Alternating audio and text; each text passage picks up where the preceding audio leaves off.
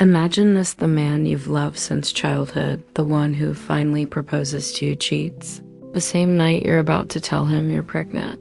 Now imagine being forced to live in his house on his couch while he brings the other woman over within earshot.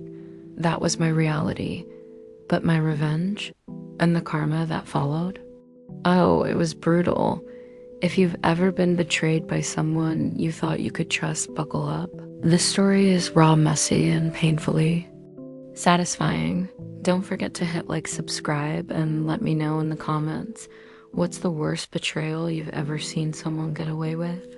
I'd carried a crush for 7 years. He was my junior high flame, the one I thought would never feel the same. Let's call him DN. After years of silence, I finally confessed. I expected rejection, maybe even to lose our friendship. Instead, he said everything I had ever dreamed of hearing. I always had a thing for you. I just didn't know how to say it. Those words hit me like lightning. Suddenly, all those years of daydreaming weren't wasted.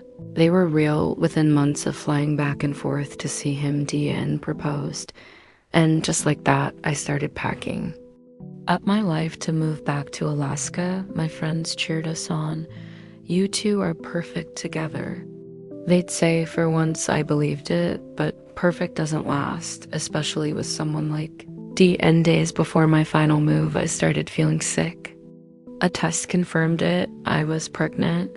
Overjoyed, I picked up the phone to tell DN, but before I could speak, he cut me off, gushing about some cool artist chick who'd just shown up at his party. Pause. My heart sank. I warned him not to do anything stupid. Hours later, I couldn't reach him. The pit in my stomach told me exactly what had happened. The next day, he admitted it. He had slept with her, THOT as I'll call her. While I was desperately trying to reach him, he was in bed with someone else. I hung up and threw up that night. I miscarried alone. My heart shattered in every way a heart can break. And yet the nightmare wasn't over. I still had to fly to Alaska to his house to pick up my belongings. And he had no idea about the baby. When I arrived, he forgot to pick me up. I ended up sobbing at the airport until strangers asked if I was okay.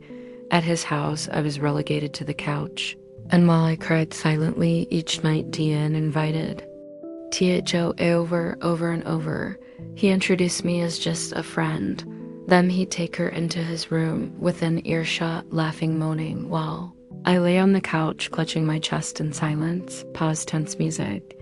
It was cruelty. I didn't think he was capable of. I realized then he wasn't the boy I once loved. He was a narcissist who would erase me completely if I let him. And I refused to go down quietly. If he wanted to humiliate me, I'd give him something he couldn't ignore. I knew thought was, let's say, open-minded, and one night at another party, I got her alone. I was calm, detached, almost surgical in how I moved. I seduced her in DN's room, his territory. When it was over, I told her everything, the proposal, the move, the pregnancy he never cared to hear about, and then I dropped the bomb.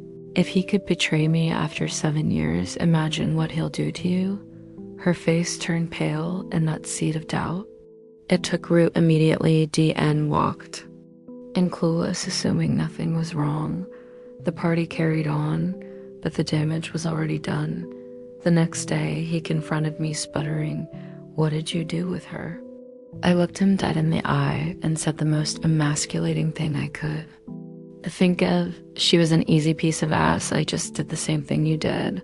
The look on his face, like his soul shriveled. He had no words. For the first time, Dean looked small, insignificant, just as he had made me feel. I left Alaska, packed my things, and thought that was the end.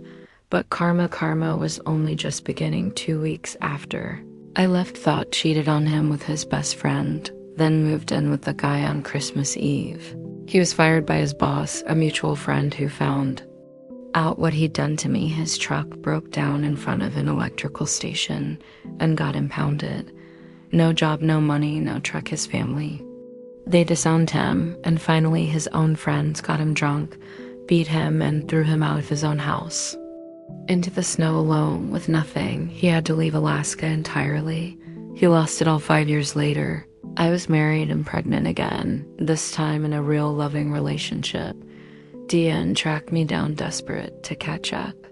He poured out his misery, telling me I'd planted a cancer in his life that destroyed everything. And then I told him about the pregnancy he never cared to hear about the baby he never asked about the life that could have been if he hadn't betrayed me. He broke. I heard his ugly sobs through the phone. Apologies, regret, the sound of a man realizing too late what he'd destroyed, and I stayed calm. I told him I didn't hate him, that I'd moved on, that I was happy, and I hung up satisfied, not because he suffered, but because I survived. Because in the end, revenge wasn't just what I did with. Revenge was living well and watching karma finish what I started. 5 years after breaking my heart, Dian cried enough to fill a bottle, and my satisfaction? It poured like water on the grave of the baby I lost. I didn't get justice then, but in the end, life handed it to me anyway. Sometimes revenge isn't about rage or destruction. Sometimes it's about planting seeds of truth and letting karma do the rest. If this story gave you chills, smash that like button and tell me in the comments, what's the most satisfying karma or revenge you've ever witnessed?